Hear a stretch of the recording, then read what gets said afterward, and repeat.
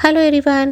मार्केटમાં જ્યારે પણ આપણે ડોસા બનાવતા જોઈએ છીએ ત્યારે મનમાં આવે છે કે આવા ક્રિસ્પી ડોસા આપણે ઘરમાં બનાવી શકીએ અને એ પણ ઓછી મહેનતમાં। તો આજે હું તમારી સાથે શેર કરવા જઈ રહી છું 100% ક્રિસ્પી ઇન્સ્ટન્ટ બનવાવાળા ઝટપટ ડોસા, અને એ પણ દાળને પલાળ્યા વગર, પીસ્યા વગર અને ફર્મેન્ટેશન વગર। ફક્ત 20 મિનિટમાં તમે ફટાફટ બનાવી શકો છો બિલકુલ હોટલ સ્ટાઇલ ક્રિસ્પી ડોસા। સાથે જ બનાવવાની છું ચટણી અને બટેટાનો મસાલો। તો ચલો બનાવવાનું શરૂ કરીએ। સૌથી પહેલાં એક મિક્સિંગ બાઉલમાં આ કપને માપીને અડધો કપ રવો લેશું। રવો જાડો કે ઝીણો તમે કોઈ પણ લઈ શકો છો। 1 ટેબલસ્પૂન બેસન લેશું, એનાથી કલર અને ટેસ્ટ બંને બહુ સરસ આવશે। 1 ટેબલસ્પૂન ઘઉંનો નોર્મલ લોટ લીધો છે, જેનાથી આપણે રોટલી બનાવીએ છીએ। બાઇન્ડિંગ બહુ સરસ આવે છે। કલર અને ક્રિસ્પીનેસ આવે એના માટે 1 ટીસ્પૂન ખાંડ લેશું। સ્વાદના અનુસાર મીઠું લેશું અને આ બધી જ ડ્રાય વસ્તુને પહેલાં સારી રીતે મિક્સ કરી લેશું। અને જે કપ માપીને આપણે રવો લીધો હતો એ કપના માપથી દહીં એડ કરશું। દહીં વધારે ખાટું નથી લેવાનું। વિસ્કરની હેલ્પથી પહેલાં એને મિલાવી લેશું અને હવે એમાં પાણી એડ કરશું। તો અત્યારે હું 1 કપ પાણી એડ કરી રહી છું। જો જરૂર લાગશે તો આપણે પાણી વધારે એડ કરશું।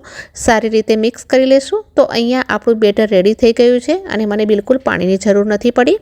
રવાને ફૂલવા માટે 10થી 15 મિનિટ માટે કવર કરીને રાખી મૂકીએ। ત્યાં સુધી ચટણી અને બટેટાનો મસાલો રેડી કરી લઈએ। ચટણી બનાવવા માટે મિક્સિંગ જારમાં 1 કપ ફ્રેશ નાળિયેર ગ્રેટ કરીને લીધું છે।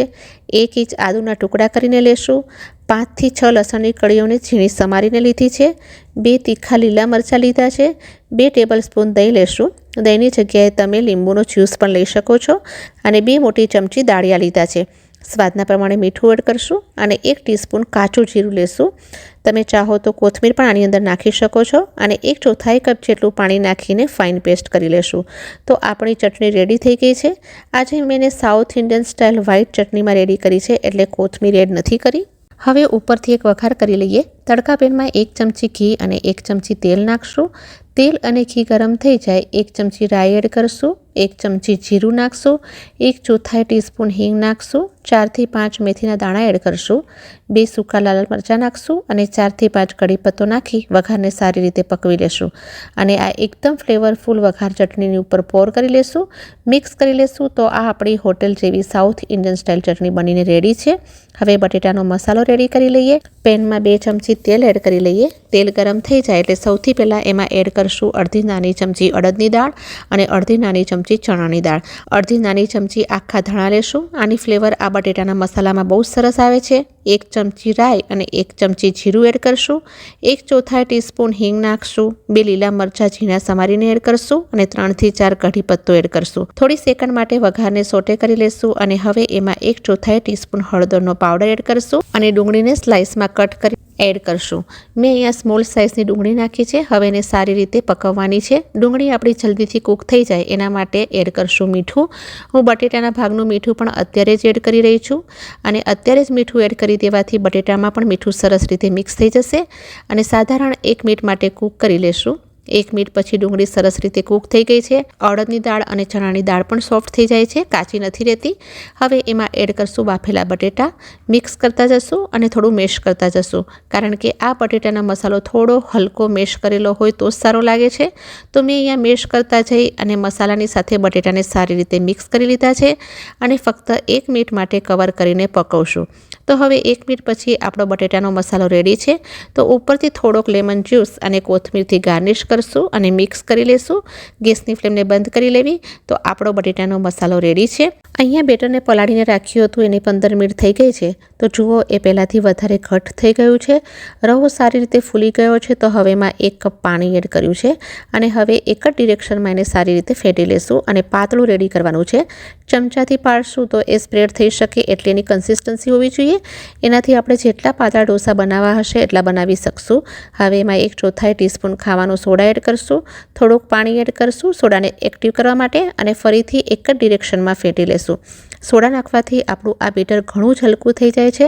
ફર્મેન્ટેશન બાદ જેવું હલકું અને ક્રીમી તૈયાર થાય છે એવું જ બેટર અહીંયા પણ રેડી થાય છે। હવે આપણે ઢોસા બનાવશું। તવાને પહેલેથી જ ગરમ કરીને રાખ્યો છે।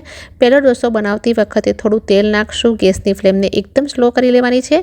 હવે એના ઉપર પાણીના છાંટા મારશું। પાણી નાખવાથી તવાનું ટેમ્પરેચર તો ઓછું થાય જ છે, પણ તેના ઉપર જે તેલનું લેયર છે એ પણ નીકળી જશે. એનાથી બેટર તવાની ઉપર ચોંટતું નથી. હવે બેટર નાખીને હળવા હાથેથી એક જ ડિરેક્શનમાં સર્ક્યુલર મોશન લેતા જઈ બેટરને સ્પ્રેડ કરી લેશું. ગેસની ફ્લેમ હજુ પણ સ્લો જ છે. એકવાર ઢોસા સ્પ્રેડ થઈ ગયા બાદ ગેસની ફ્લેમને હાઈ અથવા તો મીડિયમ પર રાખી લેશું અને 1 ટીસ્પૂન તેલ, ઘી કે બટર અપ્લાય કરશું. ગોલ્ડન કલર આવી જાય ત્યાં સુધી પકવશું. મીડિયમ ફ્લેમ પર તવાને દરેક બાજુએથી ફેરવતા જઈને ગોલ્ડન કલર આવી જાય ત્યાં સુધી પકવશું. મીડિયમ ફ્લેમ પર ઢોસાને કૂક કરશું તો એકદમ ગોલ્ડન કલરની સાથે તૈયાર થશે. બીજો ઢોસો બનાવતી વખતે આપણે તેલને સ્પ્રેડ કરવાની બિલકુલ જરૂર નથી. બીજો ઢોસો પણ હું તમને કરીને બતાવીશ.